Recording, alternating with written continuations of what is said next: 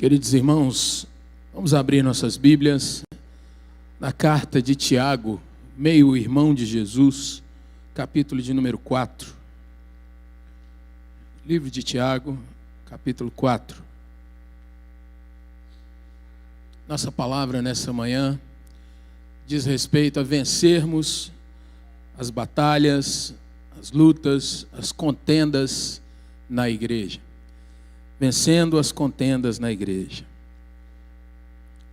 Tiago 4, a partir do verso 1, a palavra do Senhor nos diz assim: De onde procedem guerras e contendas que há entre vós? De onde, senão dos prazeres que militam na vossa carne? Cobiçais e nada tendes, matais e invejais, e nada podeis obter. Viveis a lutar e a fazer guerras, nada tendes, porque não pedis. Pedis e não recebeis, porque pedis mal, para esbanjardes em vossos prazeres. Infiéis, não compreendeis que a amizade do mundo é inimiga de Deus? Aquele, pois, que quiser ser amigo do mundo, constitui-se inimigo de Deus. Ou supondes que em vão afirma a Escritura: é com ciúme que por nós anseia o Espírito, que Ele fez habitar em nós? Antes, Ele dá maior graça, pelo que diz: Deus resiste aos soberbos, mas dá graça aos humildes.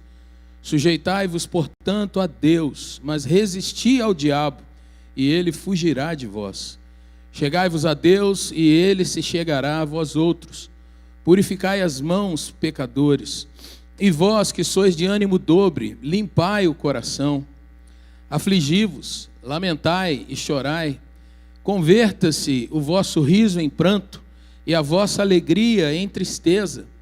Humilhai-vos na presença do Senhor, e Ele vos exaltará. Vamos orar. Senhor nosso Deus e Pai, no nome santo de Jesus, que o Teu Santo Espírito ilumine nossa mente e coração, e aplique, Senhor Deus, dentro de nós aquilo que é a Tua vontade, o Teu desejo, o Teu propósito. Senhor, ajuda-nos como igreja, precisamos de Ti, e rogamos, ó Deus, o Teu cuidado, a Tua proteção. Rogamos, ó Deus, o Teu perdão e a Tua graça sobre nós. No nome santo de Jesus é que oramos. Amém.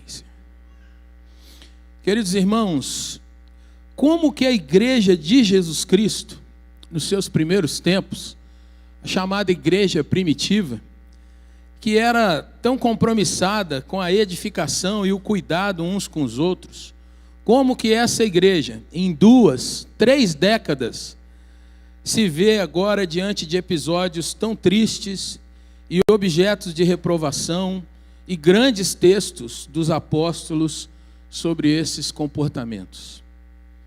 Como que uma igreja, se você marca esse texto aí e abra comigo em Atos capítulo 2, dos versos 42 a 47, como que uma igreja que tem uma descrição tão bonita, queridos irmãos, uma igreja que é tão elogiada, não só pelos de dentro, mas também os de fora, como que essa igreja abandona esse estado, ou se não abandona, como que ela passa agora a passar por crises de relacionamento dentro da sua membresia. O texto de Atos 2, 42 em diante, eu quero destacar algumas coisas nesse texto para você. O texto diz assim, 42, eles perseveravam na doutrina dos apóstolos e na comunhão, comiam juntos, tinham a vivência diária uns com os outros, no partir do pão e nas orações, no comer juntos e orarem juntos. Mas veja o verso 43, em cada alma havia temor. E esse temor aqui é algo muito sério, porque eles o tempo todo, embora estivessem uns com os outros, conversando, se animando, se fortalecendo, eles tinham dentro do seu coração que eles estavam o tempo todo diante de Deus. É como se, trazendo uma imagem aqui para a nossa mente, enquanto eles se relacionavam, faziam as suas coisas diárias, eles tivessem a noção de que havia um grande trono em que eles estavam de frente.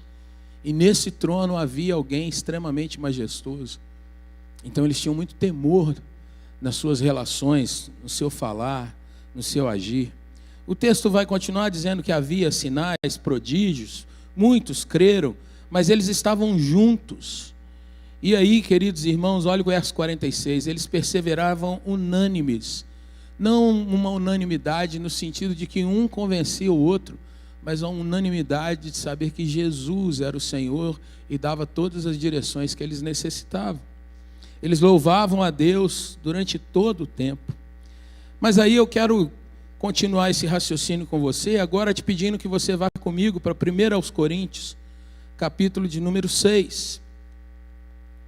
Se lá em Atos 2 nós estávamos por volta do ano 33, 34, os primeiros anos da igreja, agora nós pulamos já para os anos 50, 55, e veja o que o apóstolo Paulo vai narrar sobre o comportamento daqueles irmãos agora lá na cidade de Corinto. 1 Coríntios 6, verso 1 diz assim: aventura-se algum de vós, tendo questão contra o outro, a submetê-lo a juízo perante os injustos e não perante os santos? Ou não sabeis que os santos hão de julgar o mundo?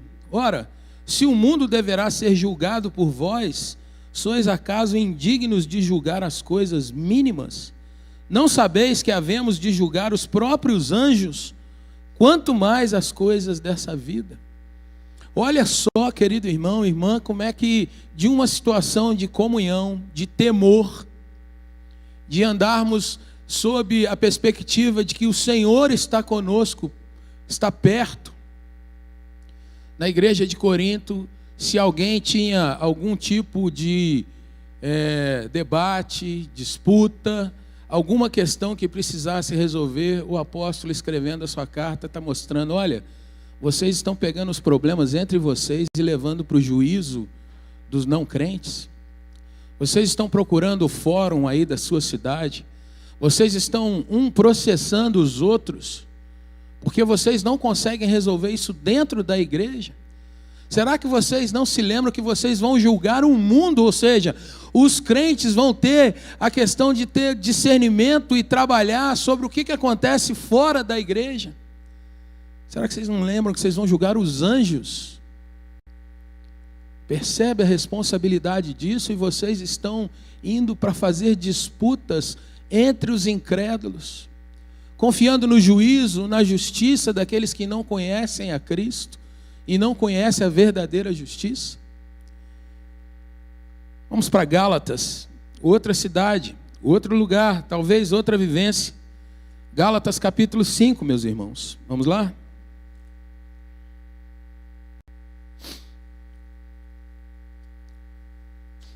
Verso 15, o apóstolo Paulo está trabalhando com aqueles irmãos sobre liberdade cristã. Mas olha a descrição que ele faz, que coisa terrível. Gálatas 5,15. Se vós, porém, vos mordeis e vos devorais uns aos outros, tomem cuidado, observem para que vocês não sejam mutuamente, uns e outros, destruídos. Queridos irmãos, na carta aos Filipenses, Paulo vai tratar sobre uma discórdia entre duas irmãs, Evódia e Sintique. Ele vai tratar disso em outros textos. Ele vai mostrar a Timóteo, um líder de igreja, como ele deveria cuidar dessas coisas. E eu quero te pedir que você volte comigo para Tiago, porque já deu para você perceber que era fato, era algo histórico, não era alguma coisa do tipo assim, me disseram. Mas Paulo mostra às igrejas como elas se distanciaram do propósito daquela igreja lá de Jerusalém. E à medida que o evangelho vai avançando, vai caminhando, como começam a aparecer, surgir disputas entre os irmãos. E como nós estamos falando de edificação, queridos irmãos, a grande pergunta é como nós conseguimos vencer essas contendas que certamente existem entre nós. Como nós conseguimos, irmãos, ultrapassar essa barreira de divisão. Se você prestar atenção e fizer uma pequena busca aí, uma pequena pesquisa, no nosso país, irmãos, nós temos mais de 35 mil denominações evangélicas. 35 mil denominações. que têm extrema dificuldade de conversarem entre si, que têm extrema animosidade de um falar que o outro é a igreja do Senhor, que quando alguém quer conviver numa outra igreja, estar numa outra igreja, os seus pastores, na maioria das vezes, se levantam para dizer: olha, você vai sair debaixo de maldição, hein?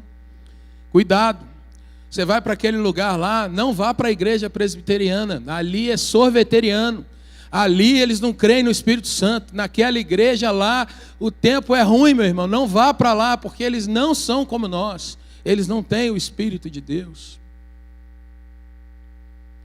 Se a realidade estava há 20 anos após o surgimento da igreja, essa é uma realidade que persiste atravessando os séculos e chega até nós. Às vezes a gente não fala, às vezes a gente não comenta, mas às vezes a gente tem os nossos irmãos preferidos e nós temos também os preferidos para a gente arrumar contenda.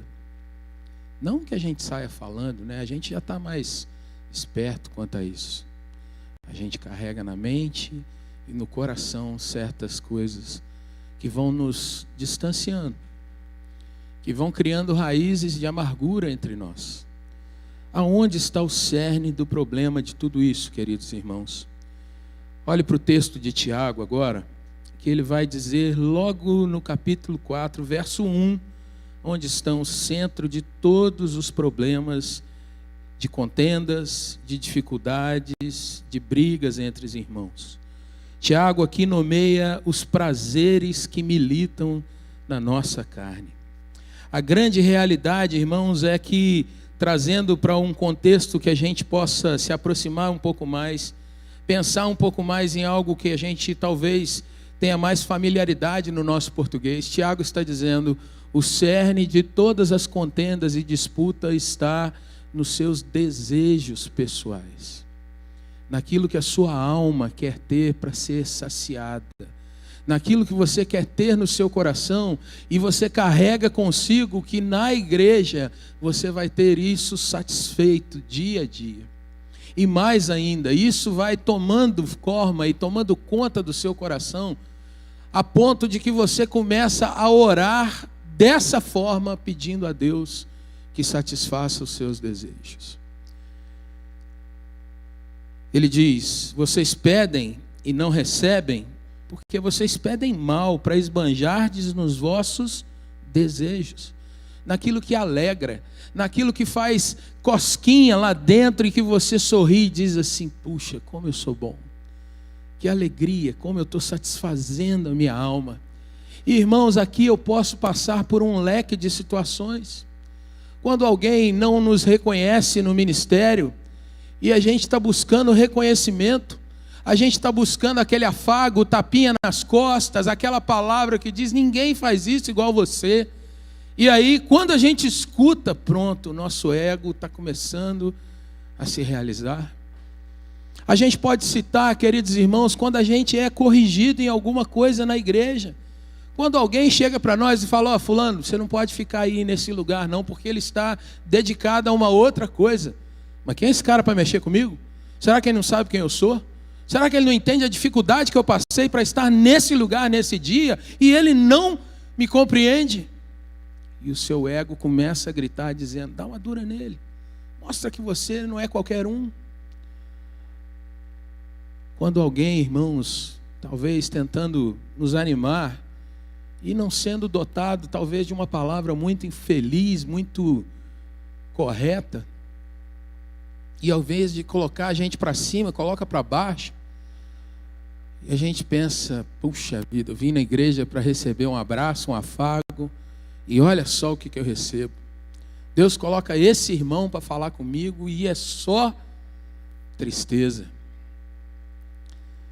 Sabe, irmãos, se você quer uma comparação a como isso vai corroendo a igreja, eu queria te convidar a olhar mais um texto, aliás, 2 textos bíblicos, porque você vai ver que não é só Tiago que fala sobre isso, mas você vai ver o próprio Jesus mostrando numa questão que eu acho que você conhece bem, como é que isso pode destruir os nossos relacionamentos. Vamos comigo lá para Marcos, capítulo de número 4.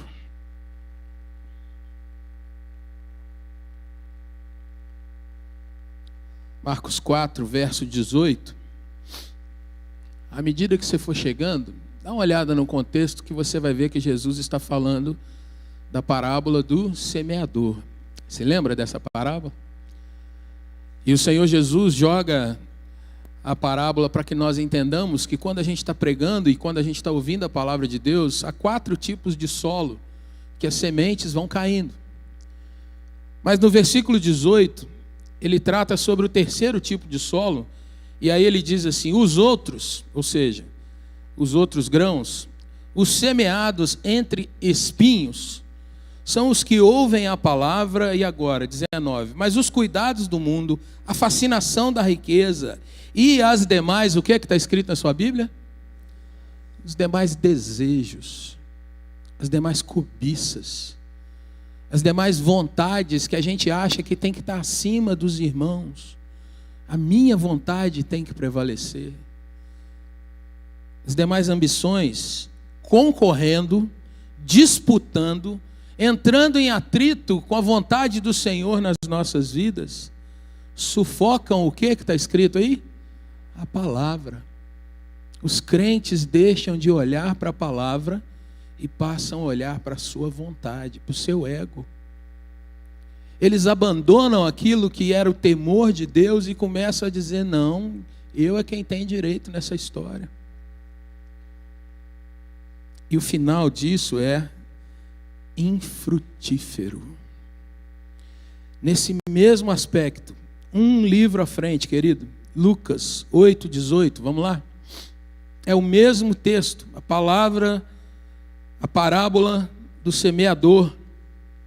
Mas eu quero te mostrar que agora a tradução vai mostrar outra expressão, que também é muito importante para o nosso contexto aqui hoje. Lucas 8:14 diz assim: aquela, a semente que caiu entre espinhos, são aqueles que ouviram, ou seja, deixaram a palavra entrar dentro da sua vida, mas no decorrer dos dias, dos anos, dos tempos, eles foram sendo sufocados com os cuidados, riquezas, o que está escrito aí na sua Bíblia agora? Os deleites da vida. Senhor, eu trabalho, eu luto, porque eu quero ter o meu tempo de deleite, de descanso. Eu quero ter a minha casinha, porque ali é o meu refúgio, meu castelo. Ali ninguém entra. Eu começo a buscar cada vez mais, irmãos, aquilo que o mundo procura.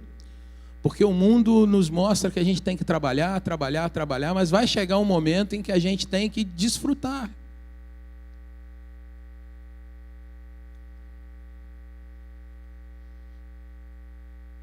As ambições, os desejos, os deleites, tudo isso vai militando contra a nossa alma.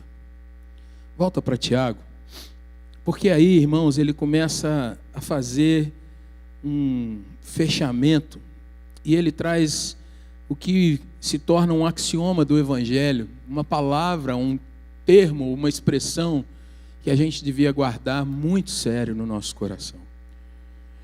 Tiago 4, no verso 4, ele diz assim: infiéis, vocês que juraram fidelidade ao Senhor, mas não têm caminhado com eles, será que vocês ainda não compreenderam? E aí vem o axioma que a amizade do mundo é inimiga de Deus. Se você quer ser aquele que é benquisto lá fora, benquisto na sociedade, no meio, não das coisas puras dessa vida, irmãos, é ser querido por ostentação, por amizades que vão ter você como aquele que é capaz de agradá-los e ser agradado com eles em meio a situações das mais difíceis. Se você quer ter esse tipo de amizade, você não está entendendo que você vai perder a amizade do próprio Deus. Aquele, pois, que quiser ser amigo do mundo, constitui-se inimigo de Deus. E aí ele continua trabalhando. Ou vocês vão supor, vão imaginar que a Escritura faz algumas afirmações de uma forma irresponsável. Que a Escritura diz assim que Deus te ama, Deus anela por você, mas fala isso só para, perdão da expressão, para encher linguiça. Vocês acham que a Bíblia traz textos sobre o Senhor ter ciúme do seu povo, da menina dos seus olhos, da igreja? Vocês acham que a Bíblia fala isso apenas para mostrar de uma forma poética alguma coisa que está distante? Ele está dizendo, não, isso não é em vão. A Bíblia é muito séria quando diz que Deus luta e preserva o seu povo, aqueles que são dele. Antes, ele dá realmente graça aos humildes, ele concede àqueles que são humildes no sentido de abandonar as suas vontades para dizer, Deus, seja feita a tua vontade. Mas ele vai resistindo, ele vai bloqueando, ele vai mostrando que aqueles que são soberbos, mais hora menos hora, são descobertos dentro da igreja e vão tendo agora que lutar para fazer com que as suas vontades, os seus desejos sejam atendidos.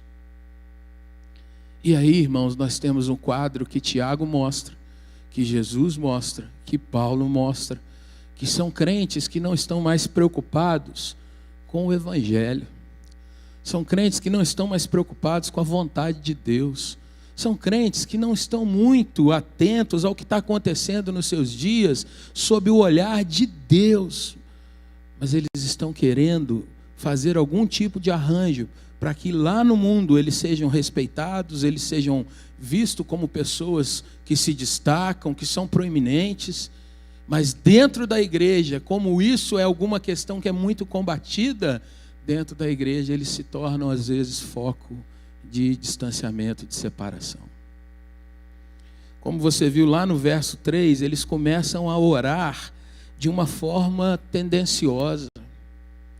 É ao mesmo tempo que diz, Senhor, seja feita a tua vontade, mas Senhor, a minha vontade é essa. Há uma disputa porque o meu ministério tem que prevalecer sobre os dos outros. Aliás, quando há alguma atividade de um ministério que não tem nada a ver comigo, eu nem vou, porque isso não me interessa. O meu dom, sendo bem espiritual, é outro. Nós falamos de missionários, mas que me importa isso? Afinal de contas, eu já tenho tanto problema, tanta situação para resolver. O que eu vou pensar em alguém que está lá do outro lado do mundo, ou lá do outro lado do país? E eu começo, além disso, irmãos, a julgar, a estabelecer padrão sobre quem vem me dar uma palavra. Eu começo a dizer que um irmão não tem valor. Afinal de contas, ele é um perdedor, olhando para as comparações da sociedade. Eu começo a julgar quem prega, quem toca, quem está na porta, quem me serve, a autoridade na igreja, o oficial. Eu falo, não, fulano não pode ser um presbítero, um diácono, porque, afinal de contas, olha só. Como a gente vence isso, irmãos? Falando do ano de edificação, será que eu e você estamos observando esses nossos tempos? E à luz do que está sendo exposto aqui, será que a gente consegue entender, irmãos, o quanto nós temos uma responsabilidade muito grande diante da nossa igreja? Será que você percebe, querido irmão, que o seu trabalho aqui não é simplesmente vir e ajudar a encher essa nave, mas é realmente buscar no Senhor e falar, Senhor, qual é o meu papel para que o Senhor seja glorificado nesse lugar, para que outras vidas possam te conhecer e crescer nesse lugar. Deus, qual é o meu papel para que eu não caia nesse tipo de condenação, mas ao contrário, eu possa, ainda que cansado, ainda que muitas vezes doando mais do que eu tenho de força, de sabedoria, até mesmo de recursos financeiros, mas Deus, como eu posso te honrar? E a Bíblia vai nos mostrar, irmãos, a partir do verso 7, como nós devemos agir uns para com os outros e diante do nosso Deus. Seu texto diz assim, aprenda a se sujeitar, aprenda dia a dia a ser submisso, aprenda dia a dia a viver a questão de que a vontade do Senhor é que é a vontade que deveria ser obedecida. E mais ainda, passe a resistir a todo tipo de acusação, de sopro que vem contrário à palavra de Deus. Resistir ao diabo aqui, querido irmão, querida irmã, não é uma questão de você pegar todas as armas espirituais, se colocar na porta da igreja e ali com uma espada você diz, pode vir, eu estou aqui para lutar. Resistir ao diabo é você todos os dias repreender no seu coração aquilo que você diz assim: eu tenho tanto desejo disso. Mas como que você vai repreender? Você vai dizer: Deus, de fato eu quero, mas eu preciso experimentar a tua vontade sobre a minha vida. Deus, eu não quero andar com esse irmão porque me traz dificuldades, mas eu preciso aprender de alguma forma. Então, Senhor, no nome de Jesus, me ajuda para que eu seja sábio, para que eu seja aquele que, temendo ao Senhor, abençoe outras vidas. Talvez, ó Deus, as minhas forças já estão cada vez mais se esvaindo, mas eu preciso ser fortalecido no Senhor. Ele diz então: sujeitai-vos, portanto, a Deus. Ouça a palavra, conheça a palavra do Senhor. E resistir ao diabo, porque ele vai fugir de você. Muitos irmãos, eles têm uma tendência contrária, né? Muitos fogem do diabo e acabam resistindo a Deus. Muitos fogem do diabo e querem experimentar o pecado. Enquanto Paulo, num outro texto, diz assim: foge do pecado, foge da aparência do mal, foge, não tenta encarar.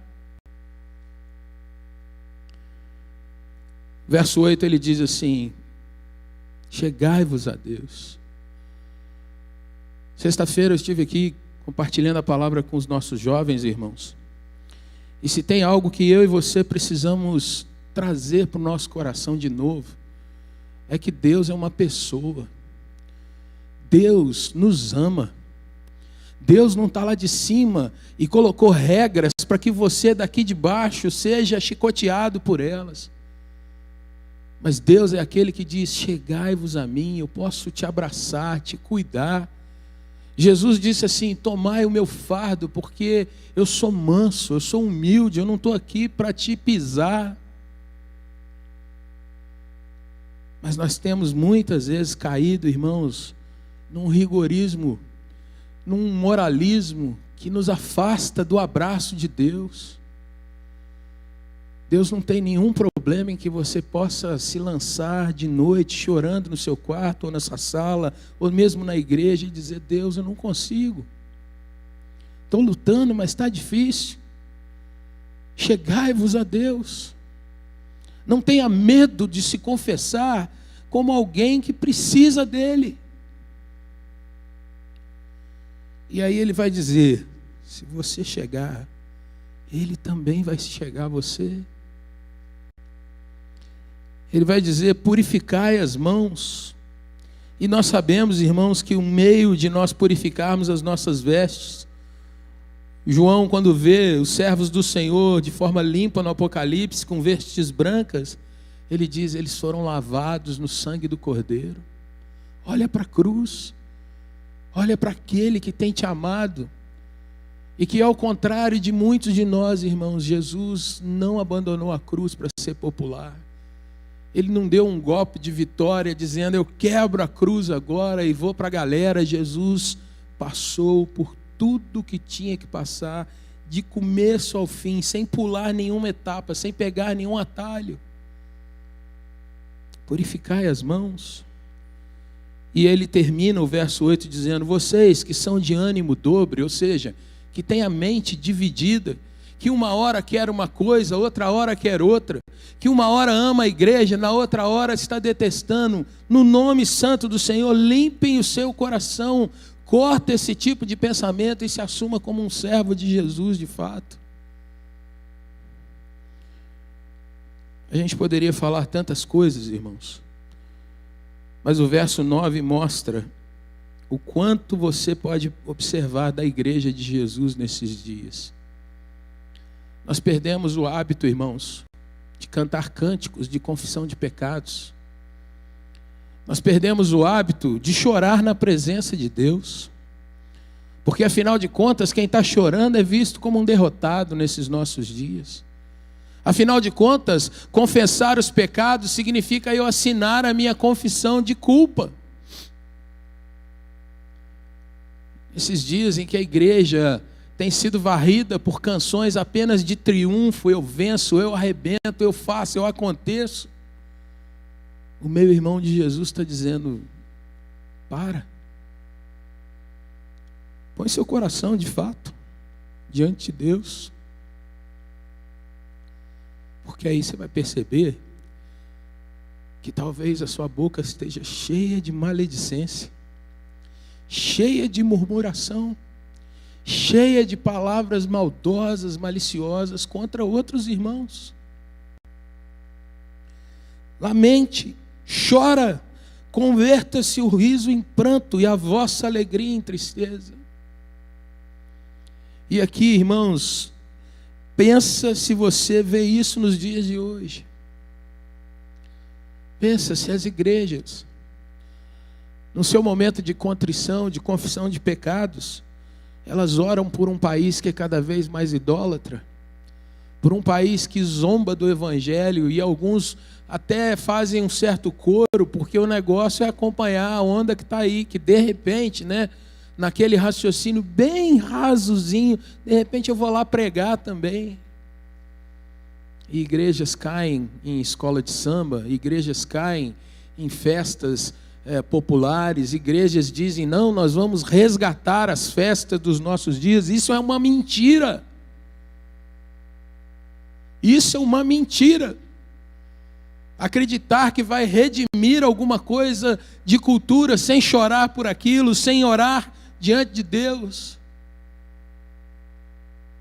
Mas eu quero terminar essa palavra, querido irmão, porque se lá em cima Tiago fala sobre a questão de nós orarmos pelos nossos desejos, pela nossa vontade, no verso 10, quando ele fecha esse raciocínio aqui, ele vai dizer: olha, o contrário de você observar os seus desejos é você perguntar a Deus quais são os desejos dele.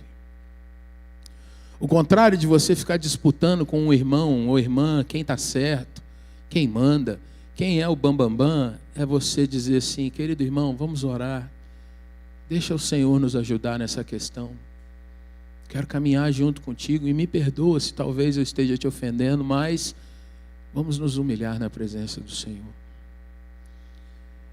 O mais bonito disso tudo, irmãos, é que o Evangelho, ele não está aí para deixar a gente no chão, pisado.